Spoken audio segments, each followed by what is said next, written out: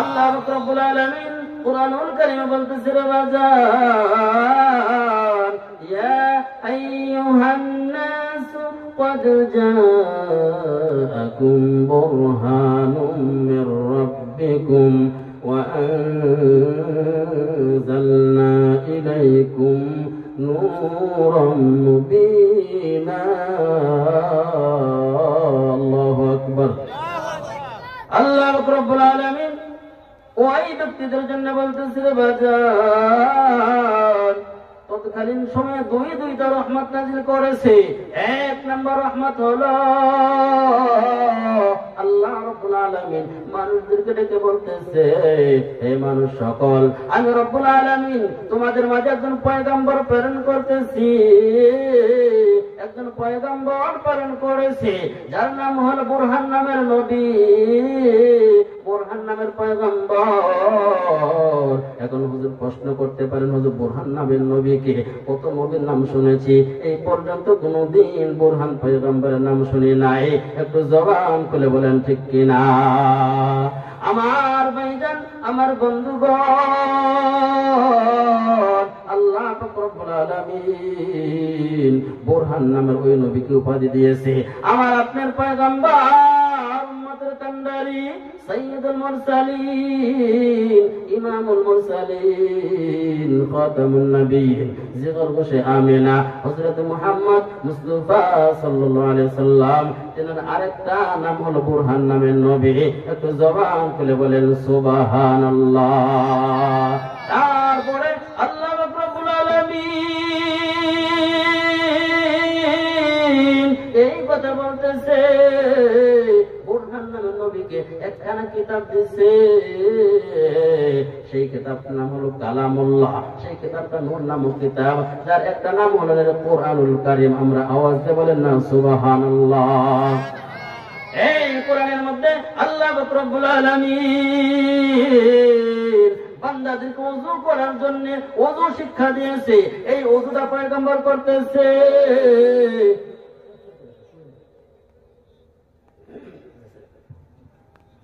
ওযু শিক্ষা দিয়েছে কে? ওযুর ফরজ কইলেন অনেকে জানে না। আসলে এরকম ওযুর কথা আল্লাহ তাআলা বলতেছেন ইয়া আইয়ুহাল্লাযীনা আমানু ইযা কুমতুম ইলাস সালাতি ফাগসিলু ওযুহাকুম وأيديكم إلى المرافق وامسحوا برؤوسكم وأرجلكم إلى الكعبين الله رب العالمين পয়গম্বর কত শিক্ষা দিয়েছে। শিক্ষা দেওয়ার পরে সাহাবায়ে কেরাম ওযু শিক্ষা গ্রহণ করবে। আল্লাহর পয়গম্বর ওযু করে ওযুর দিকে তাকায় আছে। একসাথে ওমর, আরেক সাইডে হলো ওসমান, আরেক সাইডে আবু বকর। সাহাবায়ে কেরাম রাদিয়াল্লাহু তাআলা আনহুম আল্লাহর পয়গম্বর ওযু দেখতেছে। কি দেখতেছে? ওযু দেখতেছে। এমন ভাবে তাকায় আছে, অন্যদিকে তাকায় না। আল্লাহর পয়গম্বর ওযুর দিকে তাকায় আছে।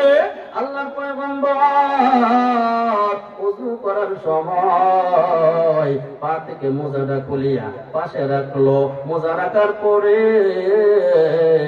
এমন দৃষ্টিতে তাকায় আছে আল্লাহর পয়গম্বরের কাছে। ওযু করতেছে পয়গম্বর, ওযু শিখার জন্য, দেখার জন্য পয়গম্বর কেমন করে ওযু করে। এখন তো আমাদের ভালো কাজগুলো শেখার আগ্রহ একেবারে কম। একটু জবান খুলে বলেন ঠিক কিনা?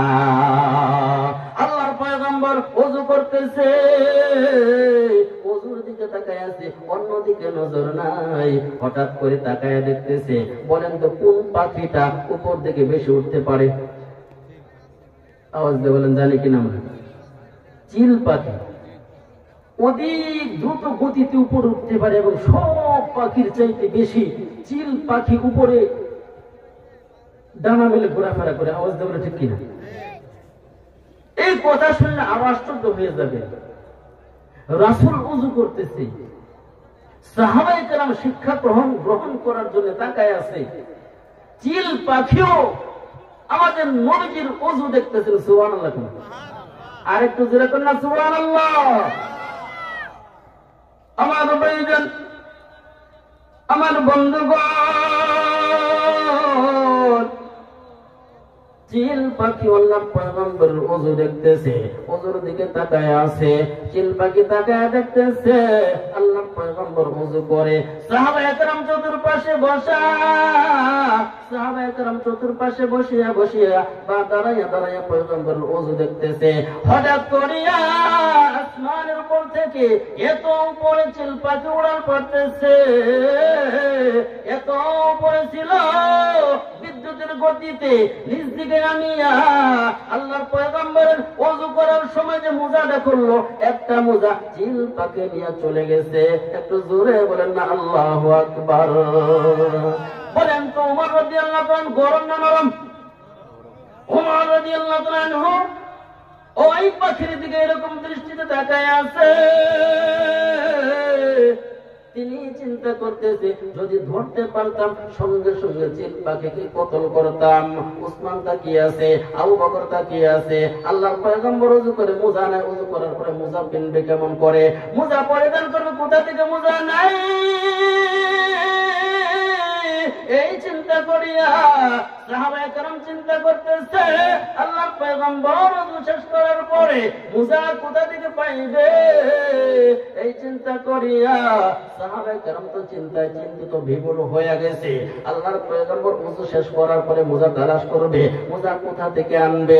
হঠাৎ করিয়া চিল পাখি আল্লাহর পয়গম্বর ওযু শেষ করার পূর্বেই এই আবার মোজাটা পৌঁছে দিয়ে গেল। সুবহানাল্লাহ। তারপরে যখন মোজাটা আল্লাহর পয়গম্বরের সাইডে রাখলো, রাখার সঙ্গে সঙ্গে ওমর রাদিয়াল্লাহু তাআলা আনহু পাখিটার পায়ের মধ্যে খপ করে ধরে ফেললো। ধরার পরে ওমর রাদিয়াল্লাহু তাআলা আনহু পাখিটাকে মেরে ফেলবে চিন্তা করতেছে।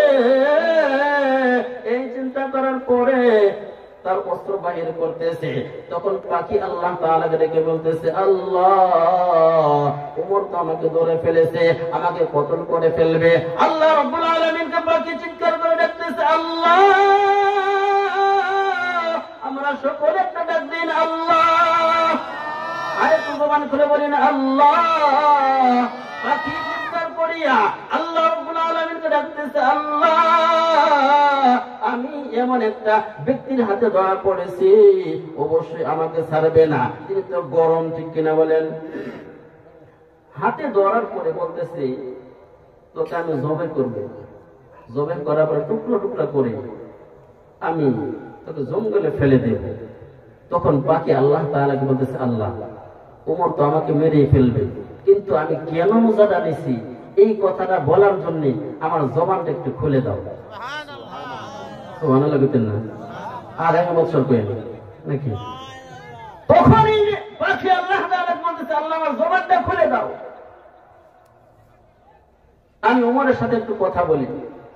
বলেন তো, আপনি আমার জবানের কথা বলার ক্ষমতা কে দিয়েছেন? আর একটু জোরে বলেন, কে? তখন পাখি চিৎকার করে আল্লাহ তাআলাকে ডেকে বলতেছে, আল্লাহ, আমার জবানটা খুলে দাও, আমি ওমরকে কথা বলি। যখন ওমর রাদিয়াল্লাহু আনহু পাখিকে মারার জন্য প্রস্তুতি গ্রহণ করলো, গ্রহণ করার পরে এই পাখি তো কথা বলতেছে, ওমর, থামো থামো থামো, আমি তোমাকে একটু কথা বলতে চাই। এই কথা বলার পরে পাখির দিকে ওমর রাদিয়াল্লাহু তাআলা আনহু মায়ের দৃষ্টিতে তাকিয়ে আছে, কিন্তু অন্তর তো গরম, শরীর তো গরমের আগে আত্মহারা হয়ে আছে, রাগে এরকম রাগান্বিত হয়ে আছে। যখন সঙ্গে সঙ্গে কতল করার জন্য প্রস্তুত নিল, আল্লাহ রাব্বুল আলামিন যখন তৎক্ষণাৎ চিল পাখির জবানকে খুলে দিল। সুবহানাল্লাহ। এই কথা শুনিয়া ওমর রাদিয়াল্লাহু আনহু পাখির দিকে তাকায় আছে, বলতেছে, কোনো কথা শোনা যাবে না, কোনো কথা শুনবো না, তুমি তো পয়গম্বরের সাথে বেয়াদবি করেছ। তখন আল্লাহর পয়গম্বর ওমর রাদিয়াল্লাহু আনহু বলতেছে, ওমর, তাকে কি বলতে চাই, কোন কথা বলবে, তাকে একটু কথা শোনার সুযোগ দাও, কথা বলার সুযোগ দাও, ওই কথাটা শোনো। তখন পাখি ওমরকে বলতেছে, ওমর, ভাবে আল্লাহর পয়গম্বরের ওযু দেখতেছিলে, এই মুহূর্তের মধ্যে তোমরা ওযু দেখতেছ, আল্লাহর পয়গম্বরের পিছনে মোজা রাখা ছিল, ওই মোজার ভিতরে একটা বিষাক্ত সাপ প্রবেশ করেছে। আল্লাহু আকবার। আমি চিন্তা করলাম আল্লাহর পয়গম্বর ওযু করে যখন মোজাটা পায়ে পরিধান করবে, এই বিষাক্ত সাপ যদি আমার পয়গম্বরকে ধ্বংসন করে, আমার পয়গম্বর আঘাত পাবে, আমার পয়গম্বর হতে পারে এই বিষাক্ত সাপের ছোবলে দুনিয়া থেকে বিদায় নিয়ে যেতে পারে। এই চিন্তা করিয়া ওমর বলতেছে, পাখি তুমি কেমন করে দেখলা সাপ জুতার ভিতরে মোজার ভিতরে প্রবেশ করেছে? তখন পাখি বলতেছে, ওমর তোমরা যখন পয়গম্বরের ওযু দেখতেছিলা, পয়গম্বর ওযুর দিকে তাকায়াছিলা, আমিও উপর থেকে শত শত মাইল উপর থেকে আল্লাহর পয়গম্বরের ওযু দেখতেছিলাম। বলেন না সুবহানাল্লাহ, সুবহানাল্লাহ, আলহামদুলিল্লাহ, লা ইলাহা ইল্লাল্লাহ, লা ইলাহা। মৌলা রে ডাক রে বান্দা, মৌলা রে ডাক, মৌলা রে ডাক রে বান্দা, মৌলা রে ডাক। তারে ডাকলে পরে তোর জীবনের গুনাহ হবে মাফ, তারে ডাকলে পরে তোর জীবনের গুনাহ হবে মাফ। মৌলা রে ডাক রে বান্দা, মৌলা রে ডাক, লা ইলাহা, জোরে লা ইলাহা ইল্লাল্লাহ, লা ইলাহা। আমার ভাইদের, আমার বন্ধুগণ, পাখি যখন উমরকে বলতেছে, উমর আমি উপর দিক থেকে তাকায় দেখলাম নিচের দিকে, আল্লাহর পয়গম্বর ওযুর দিকে তাকাইছিলাম, হঠাৎ করে দেখলাম একটা বিষাক্ত সাপ আল্লাহর পয়গম্বরের মোজার ভিতরে প্রবেশ করেছে। এই মোজাটা নিয়ে গেলাম, অমুক পাহাড়ের মধ্যে সাপটাকে মারলাম, তারপরে আল্লাহর পয়গম্বরের মোজা লোহিত সাগরের পাশে গেলাম, ওই জায়গায় নিয়ে ধৌত করলাম, আবার পাহাড়ে নিয়ে গেলাম, শুকাইতে দিলাম, তারপরে আল্লাহর পয়গম্বরের জন্য এই জায়গায় মোজা নিয়ে আসলাম। এখন তুমি যদি ইচ্ছা করো আমাকে মেরে ফেলবে, মেরে ফেলতে পারো।